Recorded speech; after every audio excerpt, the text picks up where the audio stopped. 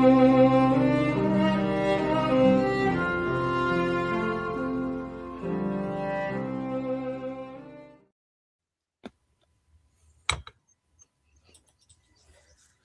welcome to the 108th episode of Unifying Force. I'm Kat, joined by Dave and Gio. What's up? Hello there. Doing okay over here. How's everyone doing? All right. I am well. Well, scheduled for today is our 2026 pop culture preview. All of the things that are getting ready to happen and that we're looking forward to happening in 2026. I think, there's a bunch of them that are kind of Star Wars related, a lot of that. And a lot outside of the Star Wars that's going on, and all sorts of things happening as well. I think kind of before we get into that though, we've had some major losses here happen in 2026 already. A number of people have passed away. I mentioned it on the show the other night. Is North Carolina connection. The Reverend Jesse Jackson passed, civil rights leader, and many other things. But we've had a lot of people in the entertainment industry as well. One of the biggest hits, I think is this man right here. Wow, it's just like I didn't realize he was as old as he was. This is a loss. This hits big. What do you guys think? What are your memories and thoughts on Robert Duvall? You know what? The first time I ever saw him, I think, was in The Godfather, and I thought he was kind of old there. So he's always felt like an older guy. Some people just have the older face, the older voice, the older vibe. Mm-hmm. I see that he was born in 1931, so he was grandfatherly age. So he had a really good innings for 95 years, and he contributed so much to a lot of our childhoods and adulthoods in film and TV. And born in San Diego, California, January 5th, 1931, to amateur actress and a military officer who became an admiral. He did study drama and then went on to use that degree, unlike a lot of people who study one thing and then do something else. And I think he's of that generation where people did kind of have one kind of career. Nowadays, people have many careers, right, hop around, whether it's in entertainment and film or, corporate or civil service or whatever.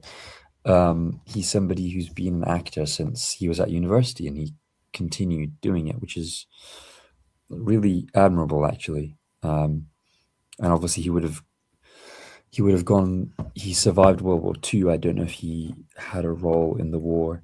A lot of actors did, to some extent, but he was in. Was he in To Kill a Mockingbird? Was he in a stage adaptation of it? I actually haven't seen. He was in the movies, Boo Radley. Okay, so Boo Radley, big role. And yeah, he's been in so many great films with so many great actors, like Dustin Hoffman, Paul Newman, everyone in The Godfather, everyone in Apocalypse Now. There's so many great contributions he's had. But I'll also remember him as the consigliere in The Godfather, and his role, especially in The Godfather 2. I think I feel he was even more impactful. But yeah, Robert Duvall is Tom Hagen for me, if I had to single it down to a specific role. See, I picture him as so much else. Of course I've seen him in The Godfather, but that was not his seminal role.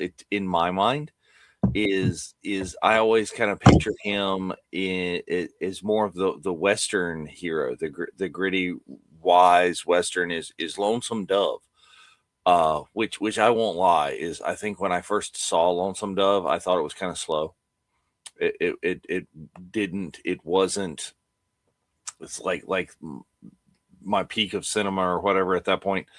but when you watch Robert Duvall kind of replaying that character, though not that character, but in other characters, is a lot of his other things in movies like Wild Horses. He played that again in a movie called Open Range. Really, even kind of that same thing is a little bit less Western in Secondhand Lions and a lot of other uh, roles.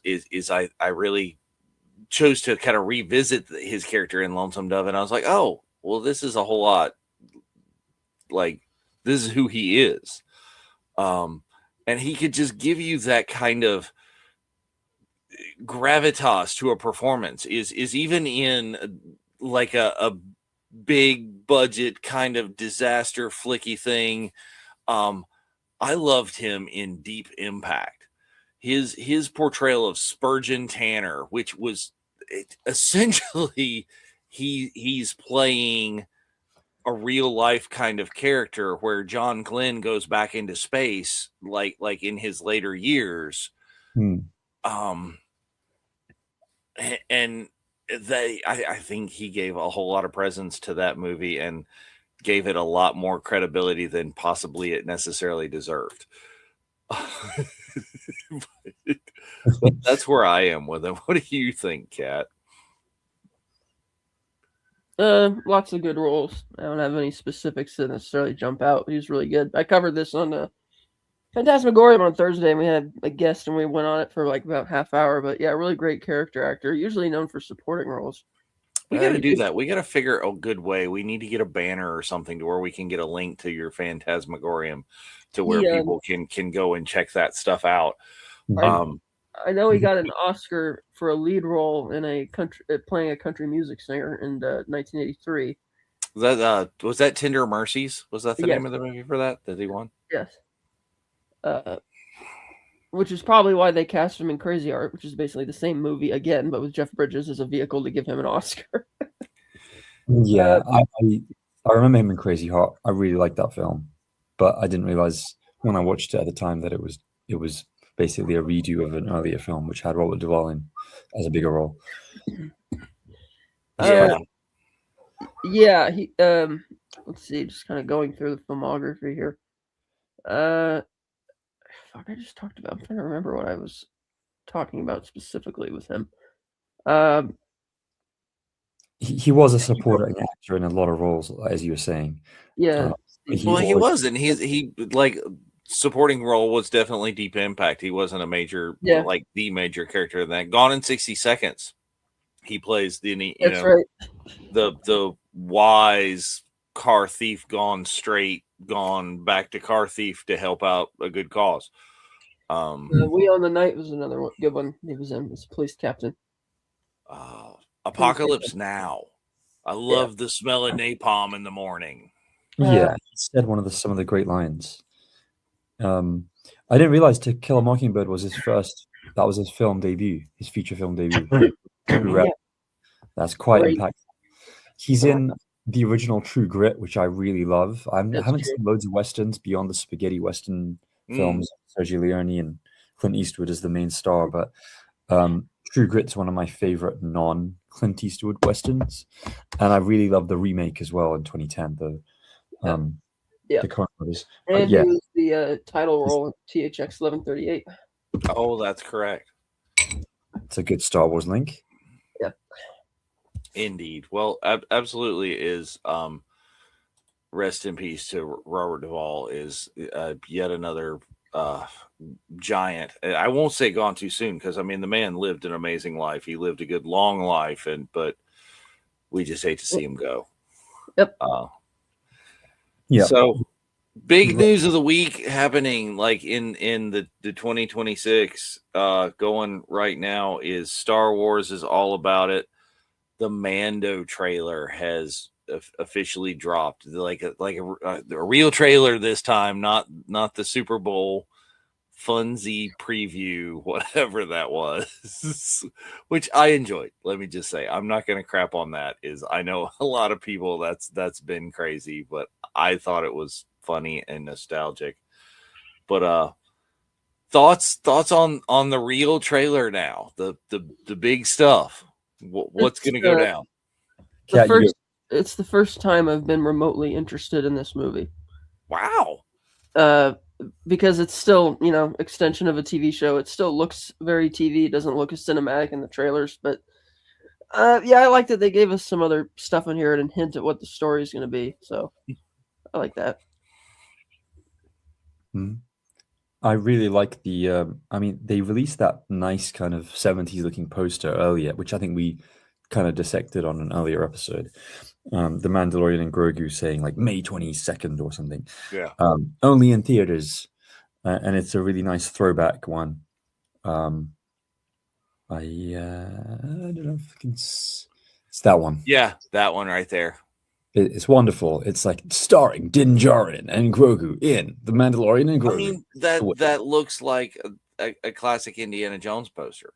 Exactly. Which, but of course, was made to look like a classic, serial poster. Yeah. And it's got that Drew Struzan style, which I love. Mm-hmm. I really hate the poster, but that's just me.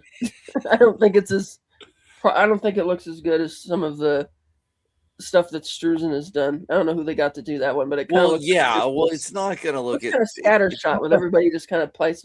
Like the Jones posters kind of have these set images or insets where it's kind of a nice design to it or symmetry. That is kind of like there's a lot of I think part of it is that there's a lot of text on that poster rather than just the title. Like there's text all over it. I'm like, So I like the version of it better that doesn't have the tagline and the only in the theaters. Just the version of that just has Star Wars, The Mandalorian, and Grogu right across the middle. It doesn't have all the stuff up in the corner.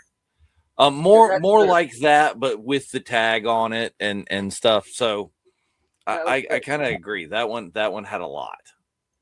Yeah. Yeah, I think it's meant to look like a throwback 70s or even like 1930s serial. Tune in on Saturday morning to see Mandalorian and the Grogu. It's that kind of throwback, which is part of the inspiration for Star Wars, the kind of Flash Gordon serial type stuff that we've said over and over. Yeah, and I mean they're punching up the camp immediately on that image. I question whether some of that text is like an official poster, the one that's like starring Pedro Pascal as Din Djarin and Grogu as himself. I don't know if that's official theatrical studio, but then you see Budweiser Tauntauns and you're like, well, maybe it is the studio. They've just gone sideways and are having fun tongue in cheek with this. Yeah, except that the Super Bowl ad cost $10 million. That's such a tiny amount, Disney. That's a lot of money from your marketing budget to not show anything that's going to be in the actual movie. But they haven't yet figured out the marketing budget is what is absolutely killing films from being successful. Yeah. Yes, it is. It really is. So the overview, they've got an official overview for the film, and it says, the evil empire has fallen, but imperial warlords remain, scattered throughout the galaxy. As the fledgling New Republic works to protect everything the rebellion fought for, they enlist the help of legendary Mandalorian bounty hunter Din Djarin and his young apprentice Grogu. I like that. It doesn't tell you anything, but it tells you something, which is what marketing should be. And I think that's what a good trailer should do. It should sprinkle it in, remind you, remember this, tease that. Oh, no story. You got to show up on May 22nd to find out what's going on. Yeah, it hasn't given us a lot. It's given us a lot of cuteness. I think the trailer was probably... Well, the trailer showed what's her name, Sigourney Weaver, hiring him to take out these Imperial guys. Mm-hmm. But it kind of 60-40, 70-30 showed, little plot points, but Grogu cuteness. But not as much as the first one. They had other cool things in there. Got Embo in there. It was pretty cool. Yeah. Is this one cuteness? A lot of it kind of marketed to the the Baby Yoda crowd. It's like, oh, come and see what level of cute, sassy things that Baby Yoda is going to do next. It strikes me like I likened it to on the Tuesday watch or the Tuesday Zoom when to the Cop and a Half, the Burt Reynolds movies from like the late 90s. It's gonna be a buddy cop movie with a kid. And I don't think that's necessarily bad. I want it. I hope it is or has more reason that I need to see it in the theater. Like Kat was saying earlier, it looks like an episode of the TV show in the trailer. Now the first teaser we saw had a lot more big cinematic scenes and stuff. This one, not overly so much. It looked like a good episode of the TV show, if you know that's anything to be there. But I think it's going to be. I think I've said this on 2 shows already this week. Is I think this movie is going to be really divisive, and as a lot of things are, I think it's going to be really cool to have Star Wars back in the theaters. We, needed something since, Rise of Skywalker is the last one we had. Other than the re-releases, which have been great, and having a lot of the films re-released. But something new in the theaters, yeah. But should this have been it? I don't know. We'll find out. I think it's a good one to test the water back with Star Wars on the big screen because it's a proven winner on TV. It is. TV and film are very different. However, in the streaming era, film and TV's lines have been massively blurred to the point where you have Hollywood superstars who choose to do TV shows over films.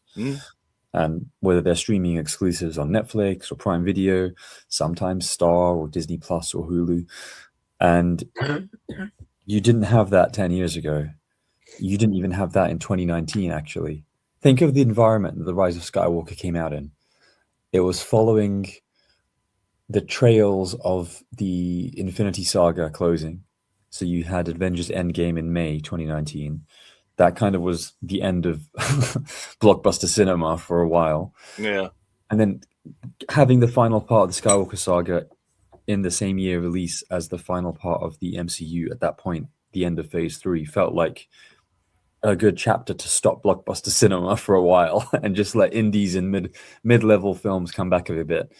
And then the next year, the world went to hell with the pandemic. So the environment in 2019 that The Rise of Skywalker came out in was a very different environment to now. There was no official Disney Plus outside of the US anywhere in the world.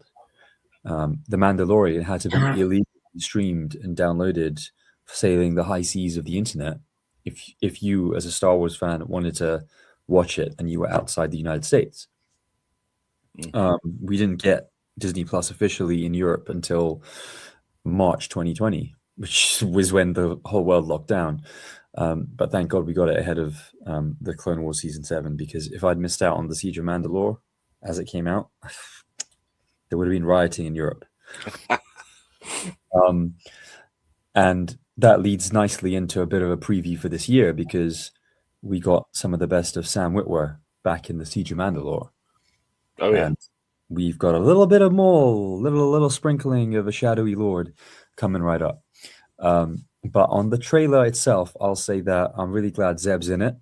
Yes. I think Zeb will have a supporting role, I hope, not just a cameo.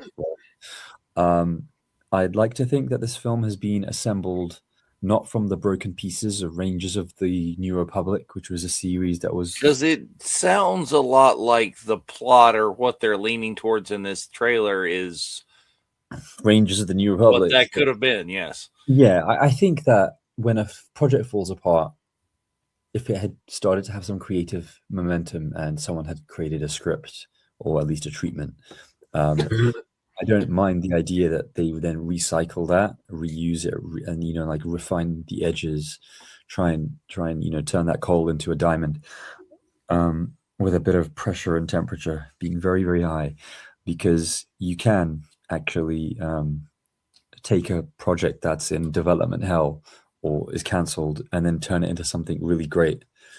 And I'm trying to think of examples. Well, The Mandalorian is, in my mind, what people had been talking about having like a Boba Fett movie or a Boba Fett show forever. And it's the idea behind that became The Mandalorian. Definitely. I think we've talked about that. The reason why the Book of Boba Fett had such a problem, even just out the gate, is because we already had someone be the cool Mandalorian for everyone to identify with and to learn about their different language and culture and religion and practices with Din Djarin. If we didn't have Pedro Pascal as the Mandalorian, then the Book of Boba Fett could have, done some of those things just with Tamara Morrison instead. But instead, it had to do it. Pedro Pascal, Brendan Wayne, Lateef Crowder, others as the Mandalorian. You're very right to add that. Yeah, I mean, Pedro Pascal's in the suit, twice in season 1? Once in season 2? Twice in season 2. But he's in the trailer. Yeah, well, I mean, gotta remind the world. They had to show his face because he's been doing a lot of things. He's been involved in a lot of projects. He's been, Look, Reed Richards put on some armor. Yeah, he's been in like 3 films in last summer that all had posters out at the same time, and people would take photos of like Materialists, the poster, and then the Fantastic Four, the first steps, and then what was that one about the COVID lockdown kind of sheriffy thing? Oh yeah, Eddington, Maybe something. I do want to see that. I haven't had a chance yet. I've seen the first part of it. I need to finish that. I've on a bad kick lately about I'll start a movie and then I won't finish a movie, and no, I know that's the streaming era letting you get away with it. You could really never do that in the pre-streaming era. No, you wouldn't when you had to go to a theater to actually see it, or you actually paid money to rent it and only have it for 48 hours. It forced you to do that. So we mentioned there are a couple of superstar additions to the Star Wars galaxy that are in this trailer. We've mentioned Sigourney Weaver, so I think I'd like to get each of your opinions about Sigourney Weaver generally, and then what you think of her being in Star Wars. But then also, Jeremy Allen White is Rota the Hutt. So he's, famously been picking up Emmys with The Bear as the main character, the cook in The Bear. Carmen, I think he is.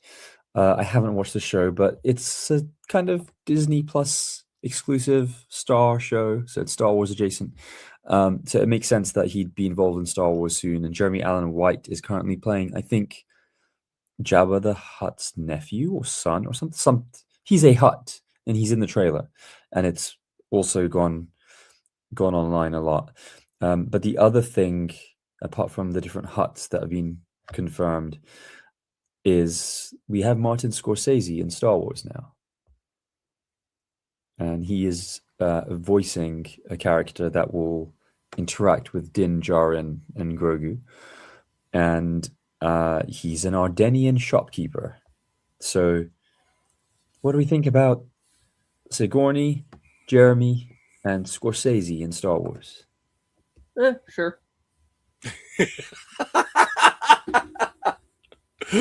Yes, that. Okay, Scorsese, I just learned just now. You just said it. I didn't know that beforehand. I had not heard that.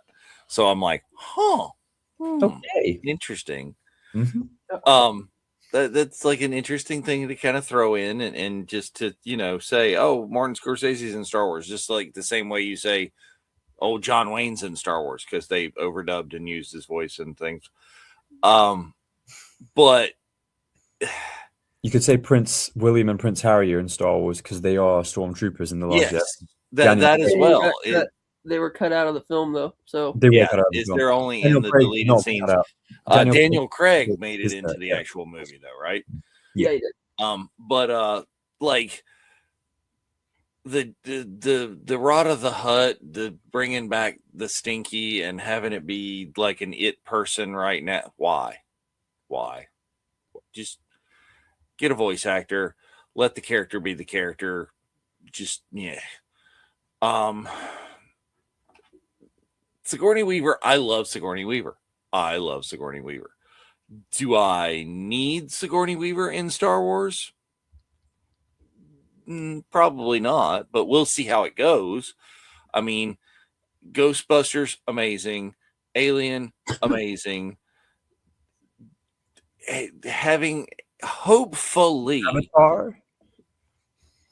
She's pretty good in Avatar. she's very important and good in Avatar. I like that as well. She's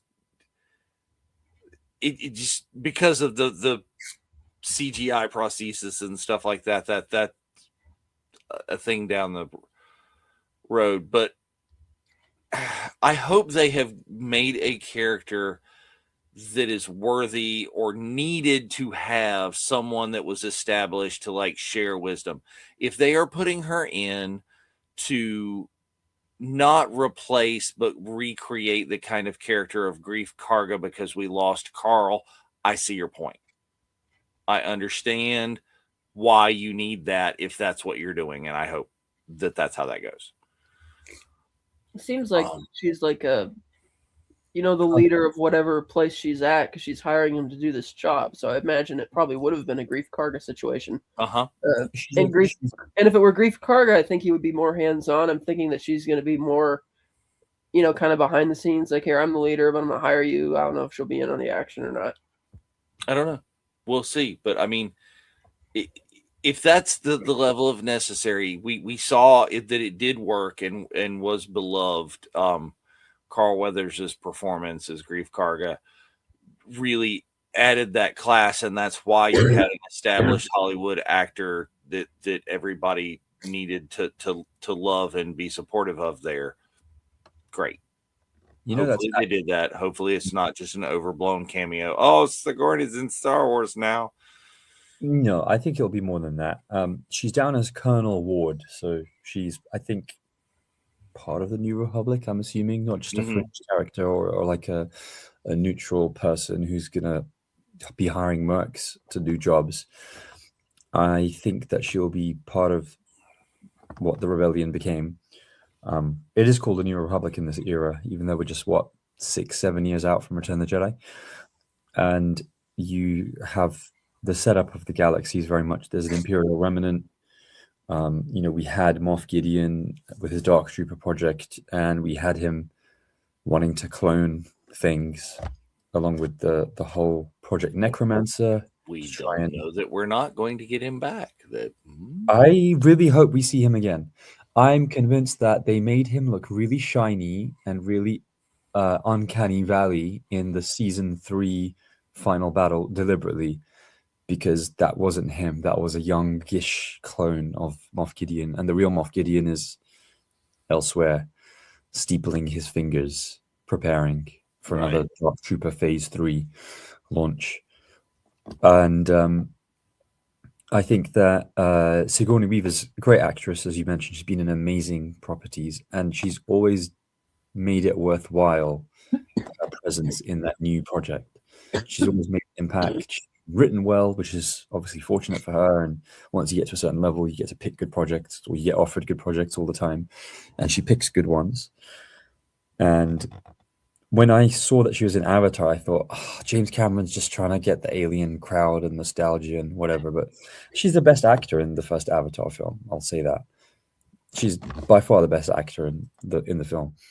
Sigourney Weaver in Avatar, the first film. And, you mentioned Carl Weathers. Actually, Carl Weathers as Grief Karga is my favorite Carl Weathers.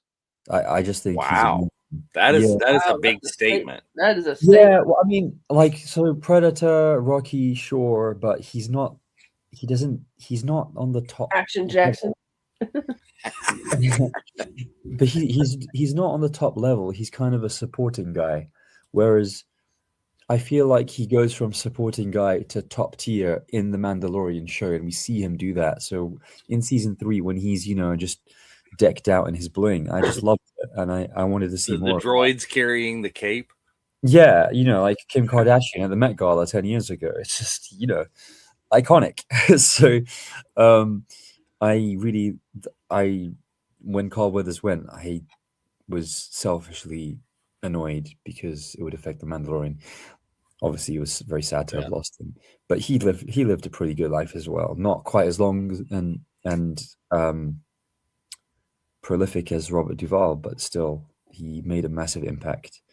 And he was a trailblazer as well, being, a superstar action hero who wasn't white at a time when every superstar action hero was white, and that's a massive thing that Carl Weathers did for Western culture. And so Yeah, and I mean he did that. We talked about, and we had a show, and look back at the show that we did, a tribute to Carl Weathers.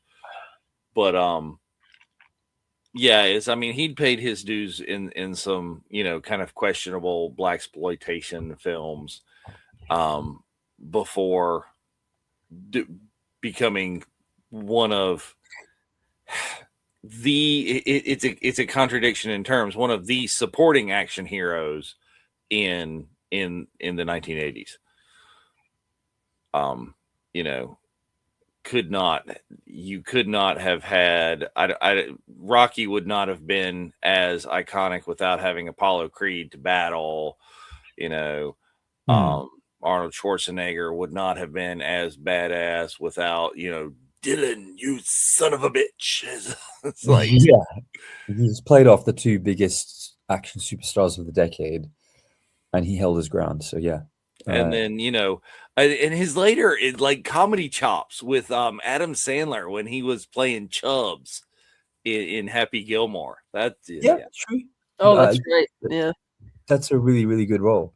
And yeah, you kind of forget that he's got the comedy skill in him as well. I think any actor that can do comedy as well as they can do dramatic acting is beyond. Which is a good reason to have. Here we go. Here's the Unify, to have Sigourney in a replacement role for him, if that is truly what it is, because she would be someone who can carry that.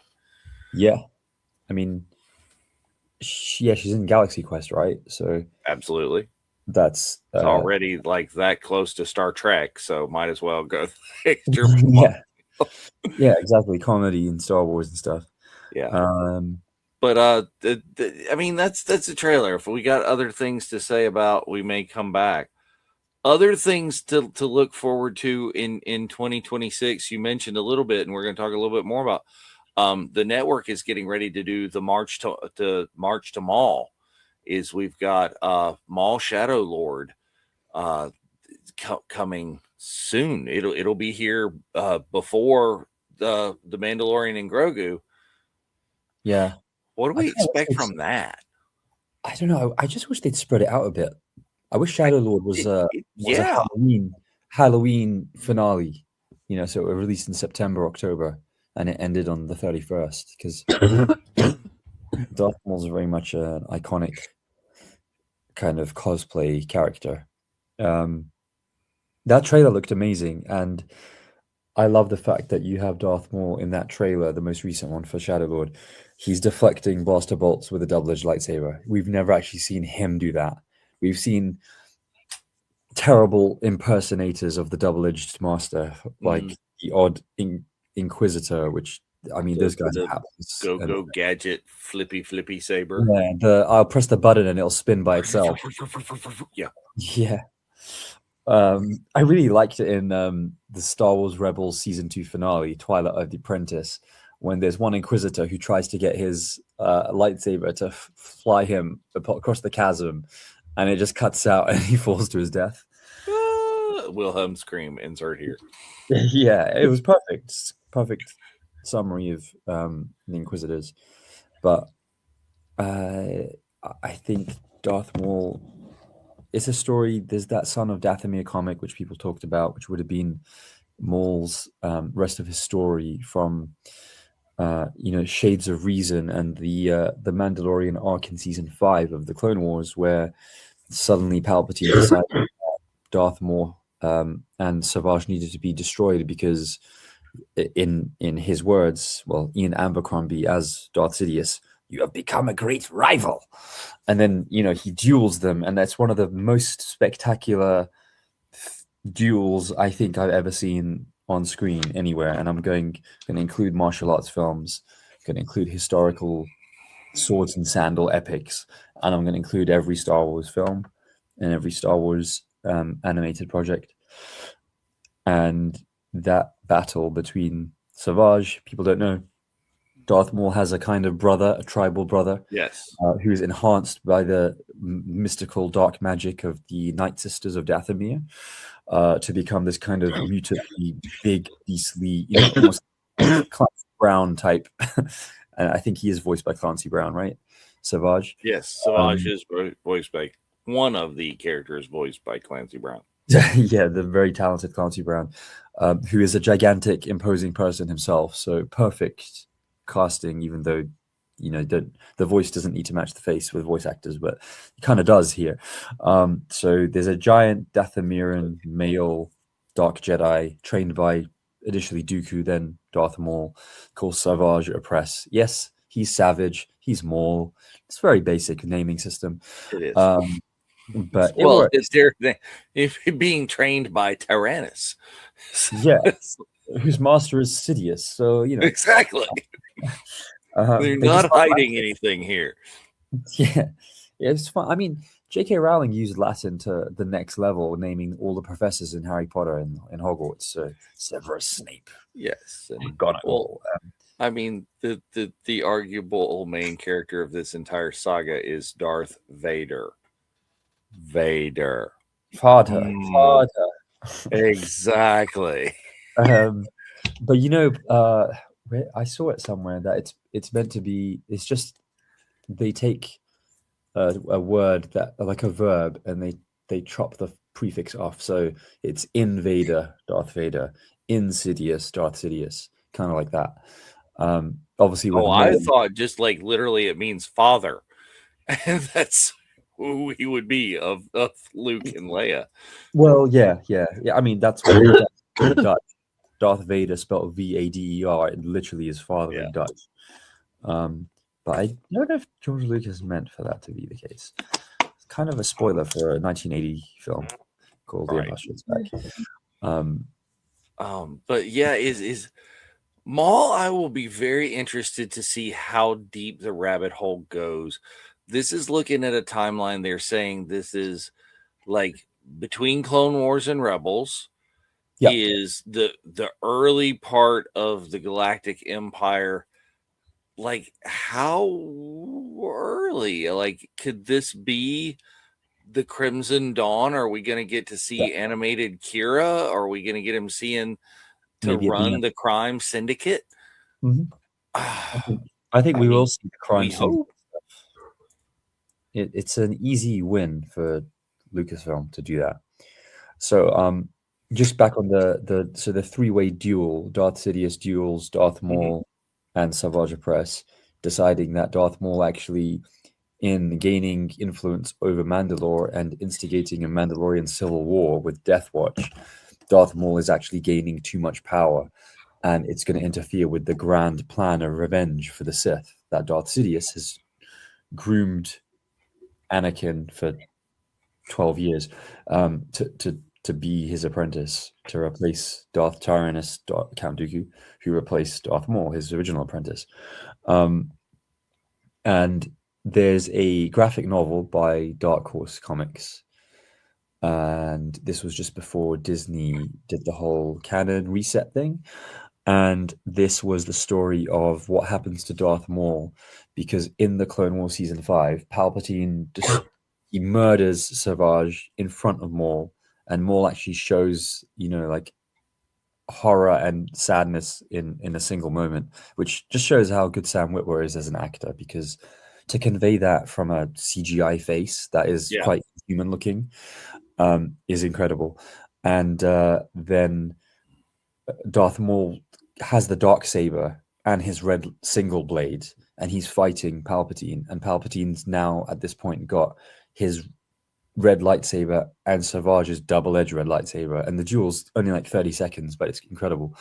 And Darth Maul actually almost gets Palpatine. There's a moment where like he's millimeters from ending Palpatine, and Palpatine grins, like he dodges it like by a millimeter, and then grins at Maul, and then Yeah, and then he electrocutes him with the lightning to the point where, in Force Lightning, there's the kind of levels of Force Lightning, and the films don't really, they play fast and loose with this, but when Count Dooku shocks Anakin, he kind of picks him up with the lightning and throws him in Attack of the Clones. Right. And there's that kind of force push grip kind of element to lightning at times, and it happens with Sidious against Maul, and then he's just electrocuting Maul on the floor, and Maul has nowhere to go, so he's like screaming out, and he's like, please, in the same way that Luke was screaming out in Return of the Jedi. And Darth Maul begs to be killed to Palpatine. He says, please just end it, kill me. And he says, no, I have other uses for you. and then it ends. And that goes into Son of Dathomir, which is how Darth Maul then ends up becoming in charge of a criminal empire. And we see in the film Solo that at the end, he's in charge. He's the shadowy person in the background who's orchestrated everything. So I think we will see this kind of Crimson Dawn origin story. And we're going to have a lot more content. I'm going to stop you there because we're getting further down the rabbit hole than we should, because we're looking to, the whole network is going to have the March to Maul going on in March. We're going to be watching Maul content on Clone Wars Revisited. We'll be doing it on the Thursday Night Watch Along. We'll be talking about it on all the shows. And we are looking into the planning stages for our second March show. We're going to do a show on 3/8, I think. That's going to be something else. But our later show, I think it's 3/22, March 22nd, is we're looking to do kind of a Maul-themed March to Maul Unifying Force. And we'll talk a lot more about his history, his impact, the potential impact of the show. Maybe we'll have a little bit more of a taste or a vibe about what's going on by then. I hope we get at least one more little tidbit or something before we actually get the show to get people excited. I don't know. I hope. Yeah, I think we'll get a couple of a few, maybe a sizzle reel, a couple of TV spots, but I really love the trailer they gave us, and we can jump, heavily into that. Yeah, and we'll do that then. Let's talk other Star Wars stuff that's going on. Gio, I know you are excited that we are getting not one but two Star Wars video games this year. Yeah, are we getting the second one this year? I'm not sure. I thought they were both. The Old Republic sequel, I don't think has an official release date. However, Galactic Racer does. Yes. Galactic Racer seems really fun. That's the one, if we cast our mind back to it. So it was the Game Awards in second week of December 2025. And the trailer dropped, and it's a sequel to Star Wars Episode 1 Racer, which was an incredibly fun game. It launched on the PC, on the N64, on the PS1, and it got re-released on PS4, Xbox, Switch about 3 years ago. And you can now pick it up in a big, LucasArts Classics bumper pack with Episode 1 Racer, Republic Commando, Jedi Knight 2, Jedi Outcast, Jedi Knight 3, Jedi Academy, Knights of the Old Republic, Knights of the Old Republic 2, The Sith Lords. Republic Commando is an excellent game. Just shout that out. It's the only first-person tactical shooter ever in the Star Wars pantheon of great projects. And it's really fun. If you like Rainbow Six, or you just like a little bit more stealth and tactics in your shooting, then Republic Commando's a game that's paired with Episode 1 Racer. I have it on the Nintendo Switch, and this is the spiritual sequel. The trailer did actually say to us that there's narration by some kind of announcer, pod racer announcer maybe, and it's very clearly set after the fall of the Empire. So it's New Republic era, Mandalorian time. And a little glance at Sebulba, or a Doug alien that looks very much like Sebulba. Yeah. And I don't need connections to the Star Wars saga films to enjoy this game. But unless we get the Cop Vance modified pod that was Anakin's pod, we could get that. Yeah. I think we'll definitely get access to all the classic pod races. We'll have new characters with their own designs, and I'm 100% sure you have the ability to design your own pod race and take it on like a galactic Grand Prix have a full like F1 season, but with galactic racing, pod racing, and go to Malastar and go to Yavin and Hoth, and you race in these incredible environments. One of the best things about Star Wars Episode 1 Racer was you heard that line of Qui-Gon Jinn saying, "Yeah, I've heard about the races in Malastar. Very fast, very dangerous." And them saying he's the only human that can do it in Anakin.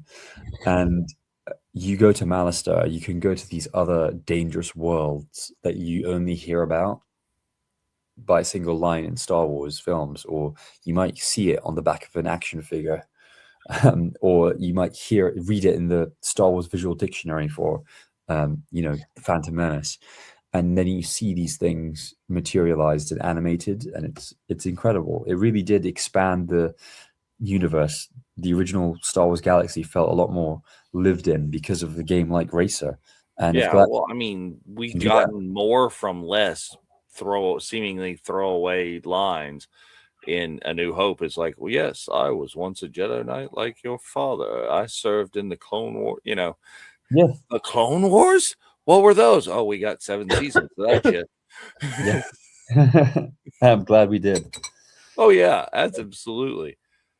But so, yeah, Galactic Racer to further expand the universe, and that looks like it too. So in a quickly Google search about Star Wars video games 2026, the Google is saying that also we're another notable project expected in 2026 is tactical strategy game Star Wars Zero Company. Squad-based gameplay set during the Clone Wars. Okay, I would enjoy that. I think we all would enjoy that. It sounds like it is. I mean, one of my favorite games from my original squad-based gameplay was Quake. I love the excellent game. I love that, and I love the elements of being able to design your own clan and everybody having their own skins and things, this and that. If they do something the level of Zero Company, if you can kind of design your own clone trooper squadron or something, I don't know. But that sounds fun. If that's, I think I heard Zero Company, but the overview says fight the war within the shadows in a new Star Wars turn-based tactics game. Command an elite squad through a gritty and authentic story in Star Wars Zero Company. Single player turn-based tactics game. That's very different than what I would have thought in that other description. Very different. A single player, not a multiplayer, and not the actual squad itself. So it's you just commanding. This sounds more like a video game version of Risk or something. There is a precedent for some really good strategy games in Star Wars. They use the Age of Empires 2 engine to create one of my favorite games ever, which is Star Wars Galactic Battlegrounds, which was a real-time strategy game based on the Age of Empires 2 engine, but set in Star Wars. It was incredible. And you had it across the original saga, so mostly Rebels and Imperials, but you had Wookiees as a faction, which was great. And you could build Jedi temples and Sith temples and get, like apprentices, acolytes, Jedi Knights, Sith Lords, and then masters, Jedi Master and Sith Masters, and send them into battle. It was great, building your units and so on. So for those of you interested in further about this, there is an official trailer out for this one that I hadn't seen yet. It's available on the YouTube if you just check it out for it's Star Wars Zero Company. This was put out from on Star Wars' official website, so should be a thing. Really intriguing, to be honest. I remember seeing the image that they released, and I don't remember when they released it, but there's a poster of someone sitting like on a ledge with a droid. And yes, there's people behind, and I think having a tactics-based game is great, and turn-based games can be very different experiences to real-time strategy games where you kind of point and click live. So the one that I mentioned, Galactic Battlegrounds, was Command and Conquer Age of Empires style one. So grand area of war around, you build your units, you explore, you mine your resources from the land, and there you go. That's the poster I was referring to. So upcoming cannon-based single-player turn-based tactic game. And so it's developed with EA's Respawn Entertainment, and the developer's called Bit Reactor, who I'm not actually too familiar with, but supposedly Star Wars doing XCOM for any gamers who know the XCOM games. Yeah. So, I mean, sounds amazing and cool. And this is just like what we're talking about. This is just the Star Wars-y stuff that we know about going on. Who knows what else will drop? They tend to surprise us with tales of. You never know that. Yeah, I'm hoping there's going to be one of those coming in September time. We'll have Visions came this year. Over the course of 26, I'm sure we'll have more announcements for Celebration 27. The tickets will go on sale and all of those cool things. I know for sure that there will be more information later this year coming on about what the Virtual Cantina Network's event will be, where it will be, what it will be like, who will be there, what will be going on for 27. So look forward to those teasers. But there's so much else going on in pop culture that we gotta talk about. Like even like movies that are alleged in 2026. I'm looking at a very small list here, stuff that's going on. We've got Avengers Doomsday, we've got The Odyssey, we've got Super Mario Worlds, a new Hunger Games movie, Toy Story 5, Spider-Man, Narnia, Doom, Masters of the Universe, Supergirl, live action Moana is, that's this year. Damn. Live action Moana. What's his face in Starfighter, Ken playing in Hail Mary. There's another Scream movie. There's another Devil Wears Prada movie. There's another Mortal Kombat movie. There's another scary movie. There's a Narnia movie. Resident very, Evil. Very sad. All of that is IP sequels and reboots. Yes. Wait, okay, hold on. So that's the theme of the year, I think. I'll change it up a bit. I'll give you some not so IP corporate. All right. What are not IP movies that are coming? Okay. I mean, it's IP because they're adapted from books, but there's Hamnet, which is a book I'm currently reading. I was given years ago, and I thought, it's a great book. It looks great on the shelf. Oh, they're making a film. Okay, I better read the book before I see the film. So Hamnet is the story of... I saw that. I didn't care for it. Fictional... Okay, so I know somebody who just cried for 2 hours watching it. People have different responses. I didn't cry at all. Different responses, different people. That's what art's all about. So Paul Mescal, who's annoying me by being in everything and not very good. To me, he's like Sam Worthington. He's like just suddenly everywhere. And I'm like, why are they casting him? He doesn't act very well. He must have an uncle or aunt or a father or mother or brother or sister who's in casting agencies. But Paul Mescal's in it. Jesse Buckley's in it. We have a fictionalized version of Shakespeare. Shakespeare's away in London. His wife is looking after the kids, and allegedly Hamnet, the son, is the inspiration for Hamlet, the play that he makes and writes later. It's a tragedy. It's emotional. The book is beautifully written. I've read just the first 20 pages. Highly recommend reading the book, even if you don't care for the film, as Catherine didn't care for it.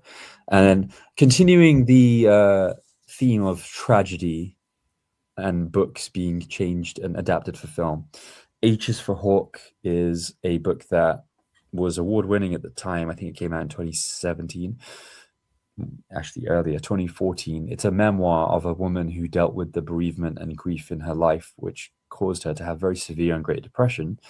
and she found that being in nature therapy helped her, and specifically falconry and having a hawk to, you know, focus on and train.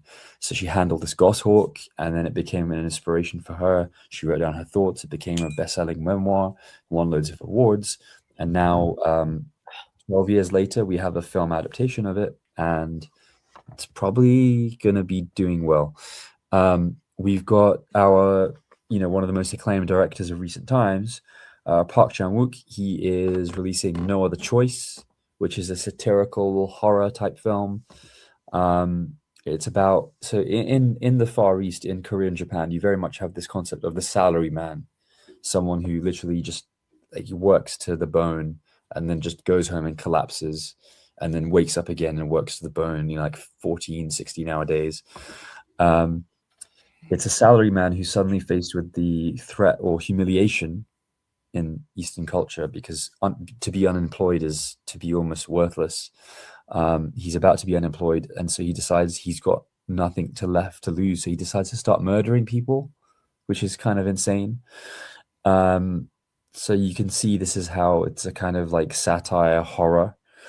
But, you know, being Park Chan-wook, it explores sociological issues of family unit disintegration, disillusionment and depression in the modern era, disenfranchisement with people in a capitalist society, toxic, fragile masculinity, and how it, you know, can take horrible forms.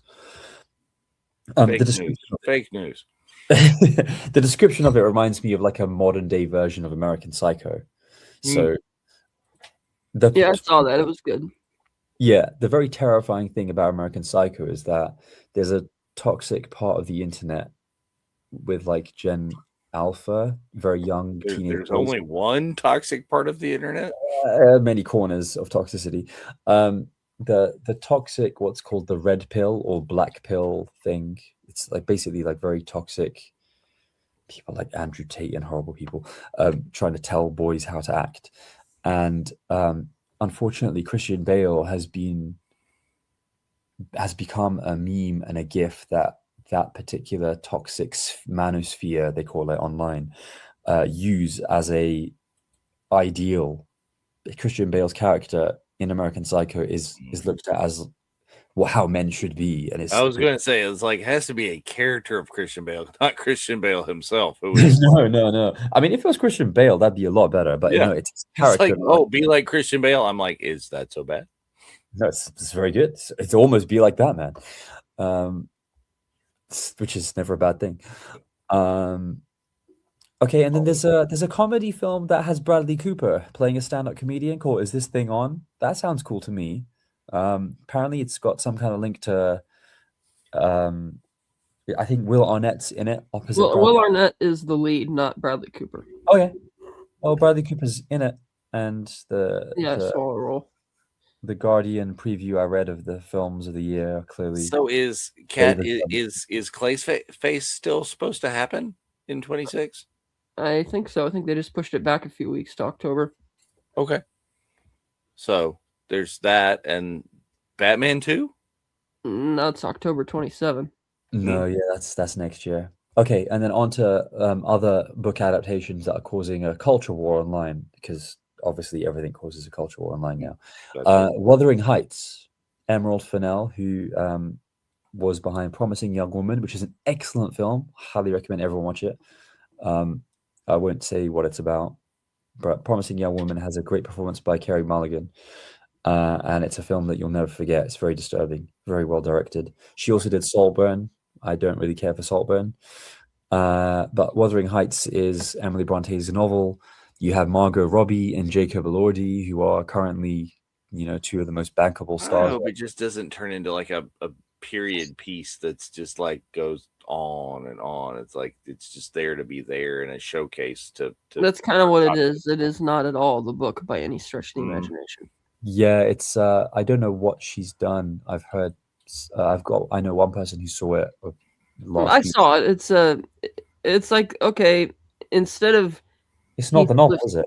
No, like instead of Heathcliff trying to get revenge on Edgar and it being a multi-generational story, it's him and her kind of in this acrimonious standoff, like a who blinks first type thing, as they both initially were having an affair and are now spiteful of each other because she's married to Edgar and he's, at her old house, and it's like reimagining it almost like a weird romance. And yeah, she kind of reinterpreted the novel in the wrong way, because the book's about spiteful people doing, like, bad people doing spiteful things to each other, and the movie's trying to feel like some episode of the love Kardashians. romance. Yeah. It's an episode of the Kardashians and period drama. Go ahead. Yeah, but there's very shallow it was very shallow compared to the book. Yeah, that's a shame, because the book's, an impactful read, as all of Emily Bronte's novels are, and also it dissects class and society in that sense. That was the only one Emily Bronte wrote. I think her sisters are the ones who wrote more. Charlotte, yeah. I think that it sounds like a really disappointing adaptation. It doesn't sound like a very good adaptation at all. But I think this is the 5th time it's been made. So yeah. Maybe she thought she had to do something differently. Yeah. I really want to see The Secret Agent, which is the Brazilian film that's also got some nominations. And I believe, I can't remember the actor's name. He was in Narcos. Wagner Moura. That's it, Wagner Moura. He's a fantastic actor. When I got Netflix, the first time I got Netflix, Narcos was the big series at the time. And I loved it. And I thought he was incredible in that series. And that series also had Pedro Pascal. So doesn't everyone? This was in 2016, though. Okay. Yeah, this was just after. That was before he was everywhere. It was 2015. So he just died in Game of Thrones. He just had his head popped by the mountain. Spoilers. What? Pedro Pascal? No, he's still alive. I think here's one that what's that? He's in Game of Thrones. I didn't know he was in Game of Thrones. I forgot about it. He's Prince Oberyn Martell. That's how the internet first learned of Pedro Pascal. I forgot about that. He's also bisexual in that, which is very interesting given the environment of 2013, 2014, and then talk about him nowadays. Anyway, The Secret Agent, I'd love to see that film. And also Sentimental Value, I really want to see, but it's quite hard to see right now here. But that's Stellan Skarsgård's. I found out that's been added to the Criterion Collection releasing in May. Very nice. Makes sense. Deserved, I think, even though I haven't seen the film. But Neon picked up distribution over here. Okay. All right. Here's an outside the box that I'm hoping actually happens. It's allegedly confirmed. Let's say that allegedly confirmed that Coyote versus Acme is saved and it's going to release in August. That's not allegedly. That's guaranteed. That is guaranteed. Wow. Yeah, come on. August theatrical release. Come on. It's like, let's go. Let's have some Space Jam style silliness. Everybody needs to turn out and see that movie. So many people were upset that they were canceling it. They need to go out and support it. Yes. Yeah. Let's go see it. Let's go. I am all in to go and see that level of silliness. I don't care how big of a train wreck it is. I need to see it. Everybody who saw it at I guess they did sort of a funeral screening like they did with Batgirl. They all said it was very good. Well, see, that's the other one I want to say. I want Batgirl. I don't know about that one. I heard nothing but bad things about it. Well, but it's you still want to see it. I want to see it. It's like Adrian Padalecki, whatever, her Wonder Woman. You still want to see it. Right. But the perception was, if we put it out, it'll hurt the brand. And, like, you don't want to hurt the brand or hurt the perception of the character or whatever. Yeah. Because remember, it was never meant to be a theatrical film. It was only ever meant to be a streaming film. Yeah. And it was budgeted at $70 million, but when they got finished, they wanted an additional $20 million, and the studio was like, no. Yet they released James Gunn's Superman. I've got another film to suggest. What would that be? It's called If I Had Legs, I'd Kick You. Yeah, that's just drop on there. What a great title. Buy my tickets now. So that comes out It came out yesterday, actually. Oh. So Rose Byrne, we know Rose Byrne. She's a great actress. Yeah, she's up for Best Actress for that. Yeah, so I didn't know much about this film at all, and it has an incredible synopsis. Here it is. Writer-director Mary Bronstein has created a film about a therapist whose life appears to be collapsing with far more catastrophic finality than those of her own patients. She has a disabled daughter and a useless absentee husband played by Christian Slater, and emotional and behavioral issues of her own, which surface when she tries to get therapy from a colleague. That sounds like a fantastic film, and that That just sounds dropped on that's just dropped on HBO Max over here. sounds like it's a good vehicle for someone to get an Oscar as well. I have not. I don't think Rose Byrne's been in anything else that's considered Oscar worthy, though. So does that mean she's far less likely to actually win because she's not done that I think before? it's virtually agreed that Jessie Buckley already has it bagged for Hamnet. Really? Is she good at it? She was very good in it. Okay, fine. Okay. She and the Globe Theater sequence I thought were the best thing about the movie. I just thought that it's not that it was a bad movie. I just thought the first 90 minutes were really boring. And it was emotionally manipulative where you could tell that they were really exclusively trying to get you to cry by jumping ahead to certain events like that. And I don't feel there's been enough character development for me to care this much. I know I should, but the last 30 minutes was excellent. The whole Globe Theater sequence is just brilliant. And probably the best thing I've seen Paul Mescal in the last half hour of that film. It's very good. Okay. But I had to sit through the first 90 minutes to get there. I see. It's very rare that you see a film where you're like, it's not good for the first 2 and a bit acts, but the finale is great. Most modern films screw up Act 3. But it's nice to hear the opposite. Yeah. Okay, let's see. Another one. Okay, this will surprise you. I am looking forward to seeing in the theaters Supergirl. No, get out. No. I am. Who are Listen, you? For Jason Momoa as Lobo? So I respect very much the alleged source material and would like to see how faithful they're being to that story and what they're going to do.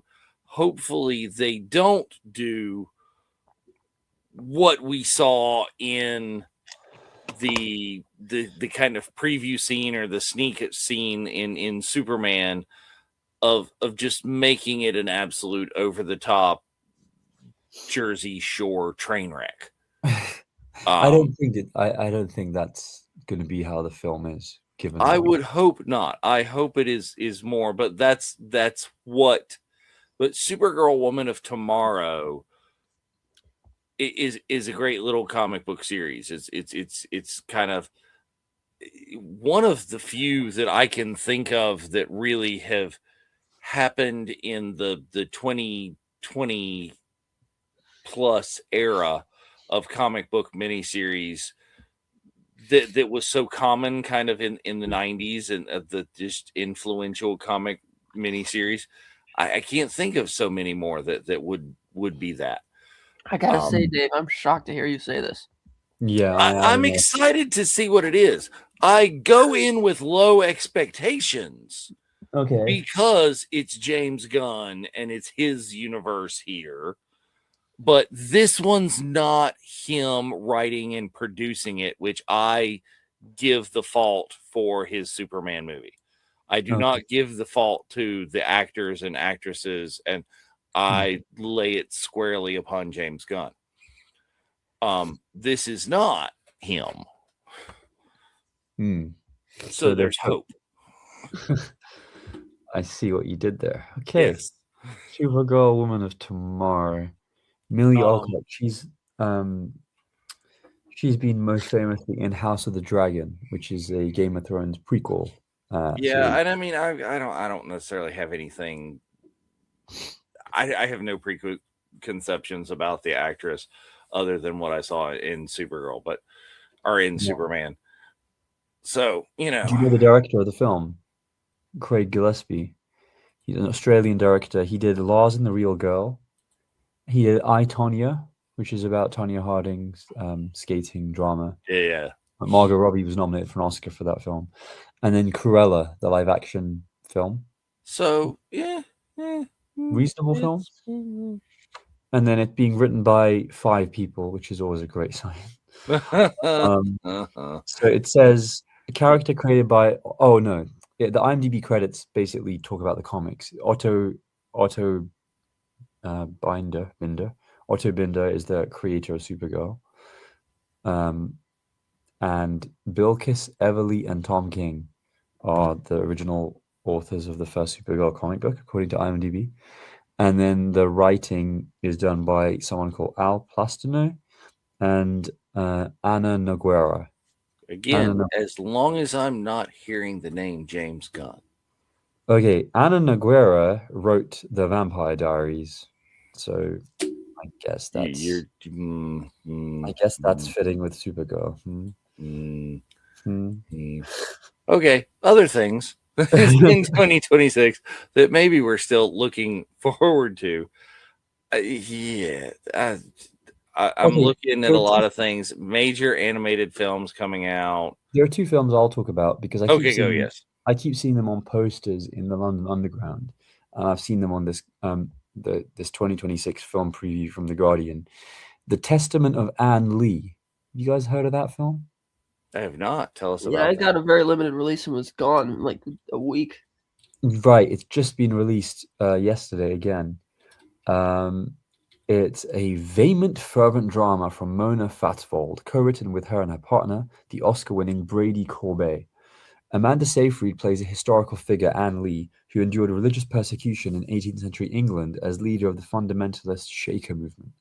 And it appears to the description in The Guardian is it looks like a Lars von Trier nightmare crossed with a Robert Eggers horror film, and sometimes like a weird but spectacular Broadway musical melodrama in which the shaking and shivering of the dancing faithful, ecstatically submitting to divine joy, is shaped into a choreography not unlike the musical Stomp. What a weird description. What? Yeah. What? Okay, you had me for about half of that. It's a lot of words. What? It's a lot of words. It's a lot of movement. It was a religious movement in the States too in the 1700s. Yeah. And it didn't. Yeah. I mean, I get the religious movement and the shaker. Yeah, I'm there, but comparing it to Stomp. Yeah, choreography, not unlike the musical Stomp. Okay. This just sounds like, okay, here's a concept. This is actually, we'll get to this in the Oscar preview. A lot of this sounds like some of my problems with Sinners. Okay. I will reserve judgment because I've been holding. I know I'm not spoiling, but a lot of this, no, it's fine. You can tell me what happens at the end of Sinners. Oh, he dies, she survives, whatever. It wouldn't ruin it for me because, again, I'll say this. You should watch it, Gio. I will. I have it. I have it downloaded on the streaming service that it's available here locally. It became available on the 1st of January, so I've been meaning to watch it for 6 weeks. I'll get to it before our Oscar preview. But there's a film that's also out, and it has this very like 1920s horror looking poster. It's called The Bride! Exclamation mark. Yes. Yes. Point, as you might say. So this is the description here says titles with exclamation marks generally make a tacit claim for comedy or melodrama or craziness over and above what you might expect. So it's difficult at this stage to judge the tonal register for Maggie Gyllenhaal's remake of The Bride of Frankenstein. Mm-hmm. In 1935, it featured Boris Karloff as the monster and Elsa Lanchester as his spouse. But now, in 2026, it's Christian Bale as the creature and Jesse Buckley as his soulmate. I couldn't recognize either of them from the poster. I saw a commercial or something, and it's like, well, that is obviously Bale. Oh, I haven't seen any trailers. Let's hope Gyllenhaal will avoid the classy solemnity that Guillermo del Toro favored for his own recent Frankenstein, says the author of this article. So yeah, The Bride looks really interesting, and it's got 2 of my favorite actors involved: Christian Bale, Maggie Gyllenhaal. It's a nice little Dark Knight reunion between the cast and the crew. And Jessie Buckley obviously is the it girl of the season. So if she wins Best Actress for Hamnet. I'm sure lots of people will also watch The Bride because Jessie Buckley's in it. And forever on the DVD and Blu-ray, it'll say Academy Award-winning actress Jessie Buckley is back in The Bride. And that film looks interesting. And I think Maggie Gyllenhaal's a good director. Yeah, I mean, I'm the vibes I get are like Bride of Frankenstein meets Rocky Horror. Okay, so it's a bit campy, tongue in cheek. The performance Bride of Frankenstein has in the commercially part that I saw, but I would expect a film called The Bride of Frankenstein to kind of be less serious than Frankenstein. You know what I mean? Yeah. Have any of you seen Guillermo del Toro's Frankenstein? Yes, I just finished that last week before. Thoughts? Good parts, bad parts. We'll cover that. That's in the Oscar preview. We'll get that. Yeah. I will try. I will also add that to my list of my homework before our Oscar preview because it's on Netflix. I think it was available on Netflix after a week of being in the cinema. So that I'm looking forward to that. But yeah, there are a lot of other smaller dramas. One film I'm really looking forward to, Devil Wears Prada 2. No, I am really looking forward to The Devil Wears Prada 2 actually. But no, Michael, the film that's a biographical drama of Michael Jackson. It's directed by Antoine Fuqua, and it's his nephew, Jermaine Jackson's son, Jafar Jackson, who is playing Michael Jackson. And he does kind of look like Michael did in the 70s when he was with the Jacksons as an adult. I mean, if they do for that what they did for the Freddie Mercury biopic, good things. Yeah. Yeah, I think it could be really fun. At the moment, the MJ the Musicals in London is finishing next Sunday, and it's one of the highest rated musicals of all time on the West End. So apparently, the musical and then this film Michael, they go into his life, but then they stop just before the controversy towards the end of his life. So they focus very much on the good stuff, the good years for Michael Jackson. So from like Jackson 5 popularity, obviously that wasn't good year. Those were not good years for him as a person.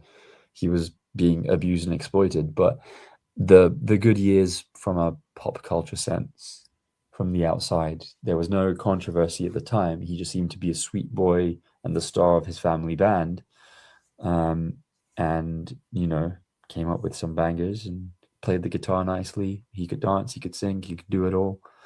And so it goes from Jackson 5 era up until he becomes a global superstar.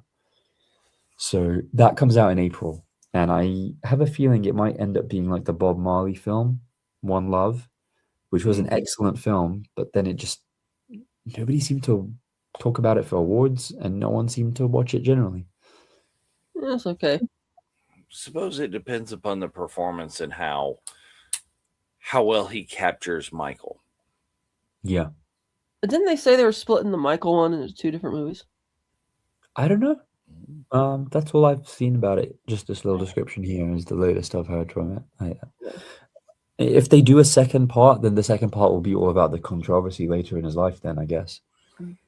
Which would be really interesting to see as a film. Well, I mean, leave something open for a sequel. It's like, let's explore the baby dangling or whatever.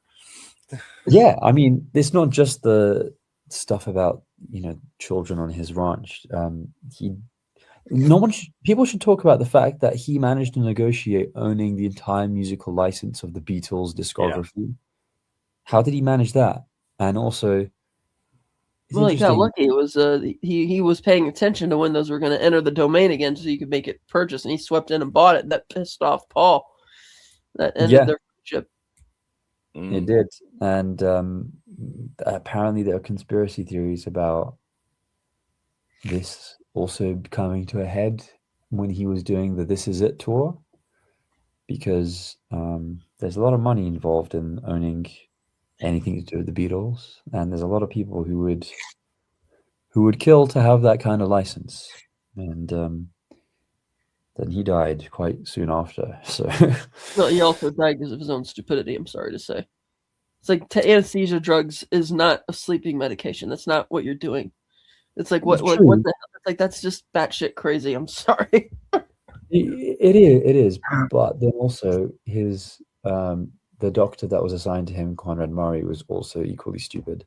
And the Oh, he was easiest for thing, sure. it's so easy to save somebody who's overdosed on the things that he'd overdosed on by giving them naloxone, and he didn't give him naloxone, and he didn't have naloxone on him. And if you know that your patient is taking anything to force them to Well, the physiologically thing shut is, though, down, that drug's a lot more powerful though, propofol, because it like brings your breathing down to basically nothing. It's not Yeah. like you're having an overdose in the way that naloxone is something you got to use right quick to save somebody from an overdose. But propofol isn't really an overdose death. he That's had a like lot in his system though. Naloxone would definitely have helped him. I wouldn't have saved his life at that point.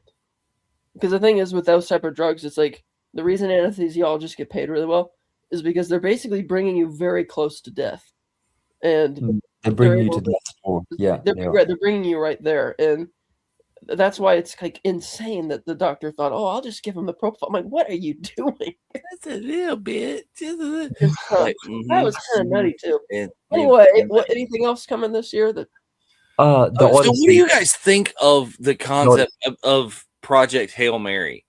Like Ryan Gosling in a sci-fi film about being on a spaceship before he's in Starfighter. I didn't know anything about that film. It kind of surprised. It's been a surprise to me in the last couple of weeks. I've started to see media and marketing for it just here in the last little bit. And it's apparently, I had no idea it was based on a 2021 novel. Yeah. Oh yeah. Okay. I didn't know that film was coming. I didn't know they'd made a film adaptation of it. Yeah, Okay. it's coming out at the end of March. 2.5 hours long, I heard. It looks very visually appealing. What I've seen in the previews. Right. It sounds great. I haven't seen anything of the film. I just thought it was an interesting choice that he's cast in another sci-fi space film before they throw him into the Star Wars universe. And the Star Wars one was announced first. It was a 2-for-1 sci-fi space deal. Yeah. There's no rule against being in 2 sci-fi movies. Well, I understand that. But it's like he's done a bunch of rom-coms and dramas and stuff, crime films. But going from like Barbie was that his Fall, or was Fall Guy after Barbie, or was that Fall Guy was after Barbie? Fall Guy was after Barbie. Okay.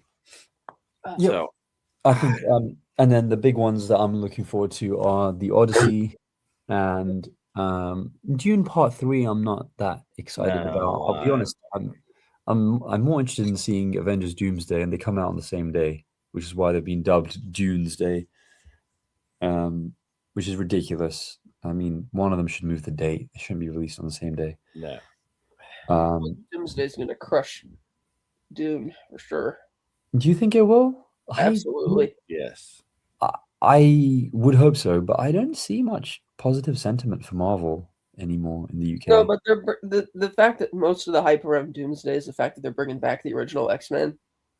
It's like, people are going to see it for that. True. Will. That is true. And so I think that will be the biggest film of the year, right? It has to be. Yeah, because Dune 2 didn't crack a bill. I think it made like 700 something. Right. I think that Avengers is poised to do a lot better, especially since they're also bringing back, Steve Rogers coming back and Thor's coming back, and it's like, speaking of bringing people back, it will be big. Is there enough of a kiddie market to beat that, tie that, compete with that with Moana live action? Well, they're not. It's gonna get They're not competing. What's Moana live action is gonna get swallowed up and spat out. They're not competing at the box office because they're not releasing it at the same time. Well, no. I mean, not competing. I'm talking about like box office over the year. Like, it's gonna make Moana's gonna make a ton of money. Yes, it is going to make a ton of money. It is going to be packed in the When is it theaters. scheduled to release? July 10th, 1 week before the Odyssey. Oh, you think it's gonna eat up the Odyssey? It's Moana, of course. It's gonna eat up the Odyssey. It's a Disney juggernaut. It's going to be a thing, even though I don't. It's been too recent, and why did we need a live action with it with the same literal character with the voice actor? But yeah, I don't know. Yeah. She has a good age, I guess. Speaking of people who should have come back, that's another conversation. That's a big can of worms to open. Actually, we already talked about that on a previous show. We have. We did, but the story's come out again just because. But it came out, but there's nothing new to the story. It's just Soderbergh talking again. Yeah, there's nothing new. It's just Steven Soderbergh saying, "Hey, even Kathleen Kennedy was on it, but Bob Iger went." Well, apparently, she wasn't too on it because they didn't call Disney in the 2 years to see if, hey, would you be cool if we did this? Yeah, I don't think she used the phone very much when she was in charge of stuff. No. I don't know. Seemed very hands off. Other big ones we haven't talked about. I did just see Crime 101. How was that? I wish it was better. It's trying to emulate Heat a lot, but you're waiting for a powder keg to go off in the movie to really take off and kick into high gear, and it never does. And it's about probably 35 minutes too long. It's just a bit bloated. It's not bad. I mean, the characters and the cast are fine. The story's fine. It just I felt like with all the cinematography and the shots of the city and the music, it's like, okay, you're clearly wanting me to think of Heat quite a lot. So where's your big major, in that movie you had. I thought that was labeled as Heat 2 for the longest time. There is an actual movie that Michael Mann is developing based on the novel. He wrote a novel sequel to Heat, and he's then it is a separate project. Okay. Yeah, but this is trying to emulate that a lot. It was good, but it did really bad opening weekend. It made $28 million worldwide against a $90 million production budget, and they had like a $30 million marketing spend, or $20 million marketing spend. And I hope it does better. It deserves to do better than it's doing. So here's what should be another summer blockbuster, which would be Toy Story 5. Except for the fact that Toy Story should have ended at Toy Story 3. Yeah. I didn't mind Toy Story 4. I thought it was a good epilogue. It was completely unnecessary, but it was a nice final story. Why do we need another story? Why do we need another final story? Well, it's not necessarily a final story. It's just that I actually think this is a better story presentation from the trailer than Toy Story 4. It's like, yeah, toys are facing an existential crisis, even in reality, from these little iPads and things. And it's They're not wrong. How are the toys going to deal with that? And is this going to be a movie that when kids go to see it, are they going to be more motivated to play with their toys when they get home instead of their tablets? I doubt it. I think this is going to be far more of an adult movie than it is a children's movie. This is going to be adults that watched Toy Story, and we're getting to the point where we're going to have grandparents taking their grandchildren who watch Toy Story to watch this movie. But I think all the feels of the trailer for me was that Woody's gone bald. I think this is the Gen X millennial Toy Story, and then it's going to be those guys. It's going to be us going to the cinema to watch it. That's who you're preaching to. Is the kids aren't going to give a royal crap about. Oh yeah, let's play with my toys instead of my iPad. No, give me the iPad. Let's watch this on the iPad. I want Roblox and Fortnite now. The new Gore Verbinski film, Good Luck, Have Fun, Don't Die, was really fun. That was one of the original. I don't know what that film is, but it sounds interesting. It is. It's Sam Rockwell plays this guy from the future, and he goes into a diner, and he's trying to recruit people to save the world. And he's like, I've done this 117 times before, and something always goes wrong. But it was really funny and inventive. That sounds amazing. Why have I not seen anything for that film? It didn't have a marketing budget like at all. It barely made $3 million opening weekend. The good films don't get marketed at all, and the bad films get $130 million. But yeah, I think that pretty much wraps up our summer and I 2020. think so. That's kind of We can talk about some of them in depth later, like Doomsday, June Part 3. Oh, I'm sure we will. This is just the preview of everything that's coming to there and what we've got going. But yeah, I've got a nice little thing brewing for us with the Odyssey. So I've got one interpretation of the Odyssey written by Emily Wilson, who's an American academic, and it's rare to have a female translation of the Odyssey. That's really respected. So I'm very curious about what Christopher Nolan's source material was, because there's 4 or 5 very popular translations of the Odyssey, and I'm sure he didn't read it from Greek. And because it's the hero's journey, right? It comes back to Joseph Campbell and Star Wars a lot, with Odysseus returning after war and wanting to find his wife Penelope and stuff. And I think we can compare it to Tolkien, Fellowship of the Ring, and also compare it to the Star Wars, the Star Wars, which is actually written by George Lucas. So the first film adaptation of a Star Wars film is just called Star Wars by George Lucas, and it's written by George Lucas. And it was re-released for the anniversary in a nice hardback format with the original teaser poster. But it's a really interesting thing, seeing as the start of the saga begins with the Journal of the Wills. Yep. So, and with that, I think we'll wrap it up because it's been 92 minutes. Yeah, I think that's it. Is we will talk about all of these things much more. Thanks for joining us. Check out all of the more content that we've got stuff going on the network.